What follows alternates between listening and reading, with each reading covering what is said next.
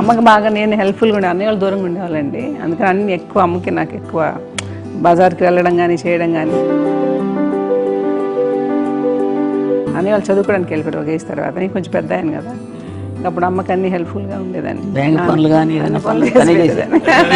ఇది నాకు కొంచెం టఫ్ టైమ్స్లో కూడా నీ పాటికి నువ్వే ఉండాలి, ఎవరి దగ్గర ఉండదు, ఎవరి ఇంట్లో ఉండదు, మా దగ్గర కూడా ఉండదు, నీ ఇద్దరు బిడ్డలు పెట్టుకుని నువ్వే ఉండాలి ఆమె వాళ్ళు చెప్పారండి. చాలా టఫ్గా చెప్పారు. బట్ నాకు అదే ఇచ్చే ధైర్యం. ఇండిపెండెంట్గా అట్లా ఒకరి దగ్గర ఉండొద్దు, నీ గౌరవం తగ్గిపోతుంది, ఎక్కడ ఉండొద్దు. అది నాకు చాలా ఇన్స్పైరింగ్ ఉండేది అమ్మ మాటలు.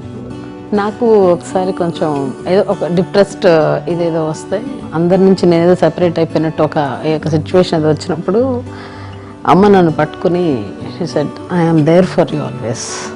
ఎవరు నో అన్నా ఎస్ అన్నా ఫ్రెండ్స్ కానీ ఎవరైనా సరే ఎప్పుడు కూడా అలోన్గా మట్టుకు అనుకోకు, నేనున్నాను నీకు. నాకు ఇచ్చిన సలహా ఏం లేదు. బట్ ద బెస్ట్ థింగ్ మా మమ్మ దగ్గర నుంచి హగ్ అండి. ఈరోజు కూడా మా అమ్మని హగ్ చేసుకోకపోతే అంటే అది నాకు మా అందరిలోనూ, అంటే ఆవిడ పెద్ద చదువుకున్న వ్యక్తి కాదు, పెద్దగా నా ఎక్స్పోజర్ కాదు, కానీ ఇవాళ అన్నయ్య కానీ విజయ, మాధవి, నేను, కళ్యాణ్ బాబు ఈ రోజుకి టుగెదర్గానే ఉంటాం. కానీ ద ఇన్విజిబుల్ బాండేజ్ మా అమ్మ ఇచ్చింది. ఆ లవ్ అండ్ ఎఫెక్షన్, హగ్, అవన్నీ ఆవిడ నాన్ వెర్బల్ అడ్వైజ్ ఏంటంటే అందరూ అలా కలిసి ఉండాలనేది ఆవిడ నుంచి మేము నేర్చుకున్నాం. నాగబాబు కంపెనీ అమ్మకి ఎంత ఇష్టమేనండి. మా కంపెనీలో పెద్ద నవ్వదు కానీ రిలాక్స్ అవ్వదు, కానీ నాగబాబు కనబడితే నవ్వు.